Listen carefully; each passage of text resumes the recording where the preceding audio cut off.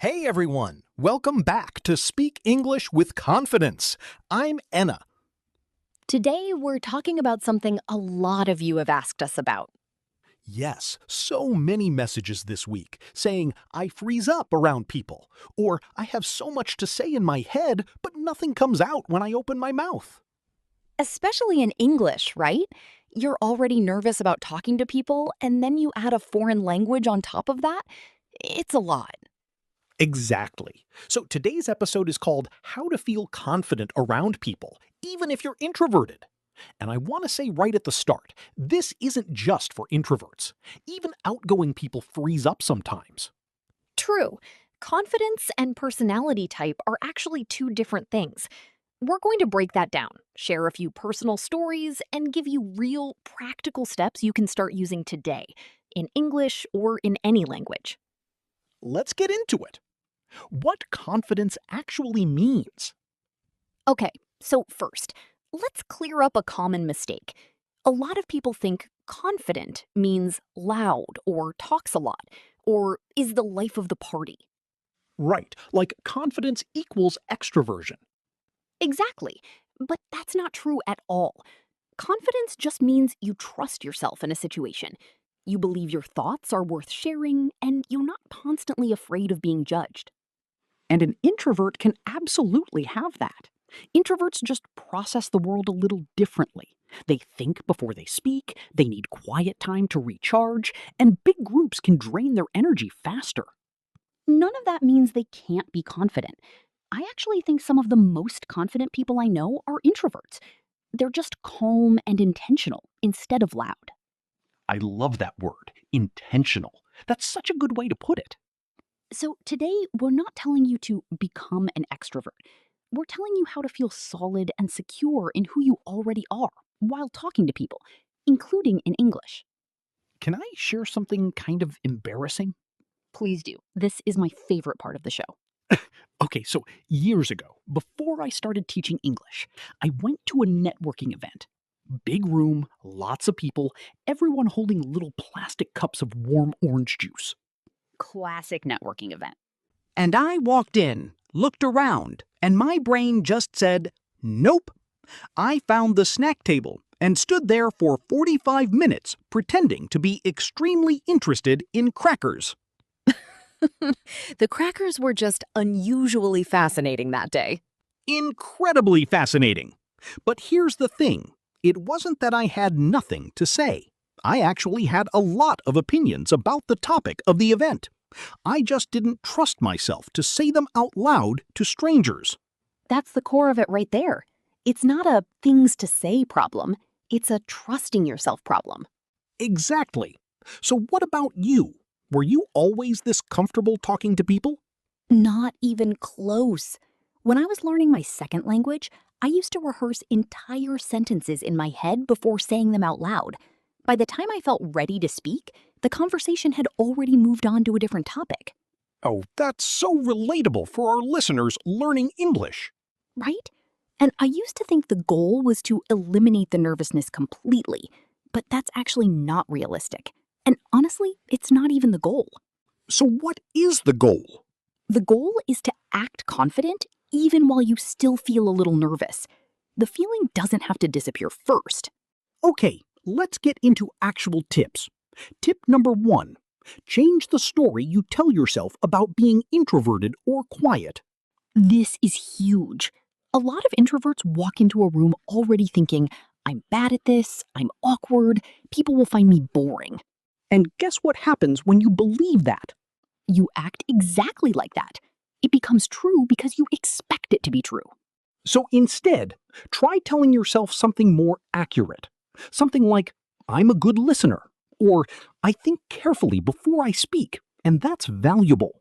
Or I don't need to talk the most to make a good impression. Those are facts, by the way, not just positive thinking.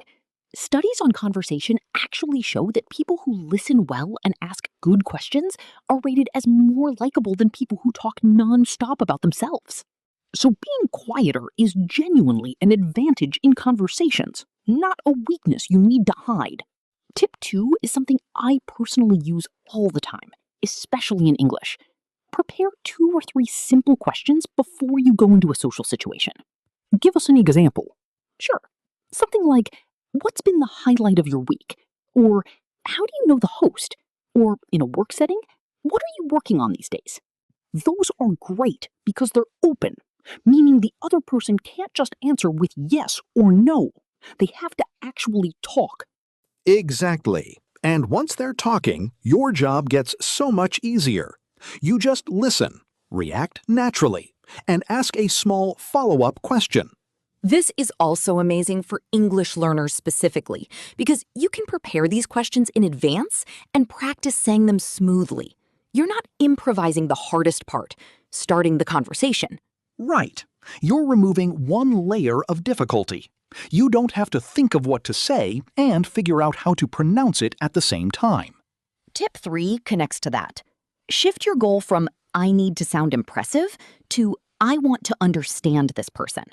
This single mindset shift changes everything for introverts. You're naturally good at listening already, so lean into that strength instead of fighting it. When you're really listening, you're not as worried about your own performance. Your brain is focused outward, on the other person, instead of inward, on yourself. And less self-focus usually means less nervousness. Try little phrases like, that's interesting, tell me more, or wait, how did that happen? These show you're engaged without requiring you to produce a long, complicated sentence. And here's a bonus for our English learners. These short reaction phrases are some of the most natural-sounding English you can use. Native speakers use them constantly. Tip 4. Your body language often speaks before your mouth does. This is so true. Crossed arms, looking at the floor, a quiet voice. Even if your English is grammatically perfect, you'll come across as nervous. So a few small adjustments. Stand or sit up straight, keep your hands visible instead of hidden in your pockets, and make eye contact. Not a stare, just normal, comfortable eye contact. And slow down your speech slightly. A lot of nervous speakers rush, which makes them harder to understand and makes them feel even more anxious. Slowing down also makes you sound more confident, even if inside you're not feeling it yet. Fake it till you make it, as they say. A classic phrase, and a true one. Tip 5 is specifically for introverts. Protect your energy. This is something extroverts don't always understand. Social situations cost introverts energy, while they often give extroverts energy. So, if you're at a party or an event, it's completely fine to step outside for 5 minutes, or go to a quieter corner, or even leave a little earlier than everyone else. You're not being rude, you're just managing your battery. And honestly, knowing you have permission to leave or take a break actually makes the whole event feel less stressful, because you're not trapped. That's such a good point. The anxiety often comes from feeling stuck, not from the conversation itself. Okay, tip 6 is just for our English learners specifically. Please, this one is important. A huge part of feeling confident speaking English isn't really about confidence at all. It's about repetition. The more times your mouth physically produces certain words and sentence patterns, the more automatic they become. So instead of just studying grammar rules silently, speak out loud, even alone in your room. Practice saying, nice to meet you. What do you do? I totally agree. These everyday phrases. When they're automatic, you don't need extra mental energy to produce them. That mental energy gets saved for actually listening and connecting with the person in front of you. It's like learning to drive. At first, every single action takes thinking. After enough practice, your hands just know what to do, and you can focus on the road instead of the gear stick.